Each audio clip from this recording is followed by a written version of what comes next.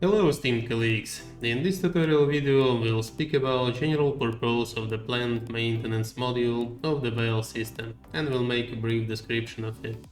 The PMS module of WAYL facilitates planning, presentation of survey results and technical maintenance scheduling.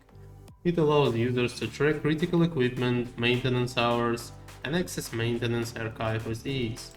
Using this module, you can plan maintenance tasks, assign them to the specific ranks. If linked to the stock module, PMS module allows also to automatically assign necessary number of spare parts to the maintenance tasks if required. Used amount will be automatically removed from stock. Archive option allows you to review jobs previously done by this task, and you can make a report directly from the task to print it or save as a file. Tracking of planned tasks is simple, since you can use various filtering options in PMS module, such as search bar, filtering checkboxes, or time-based filtering. In addition, you can upload files for each task if required. For example, it can be manual, photo, or description of the spare part.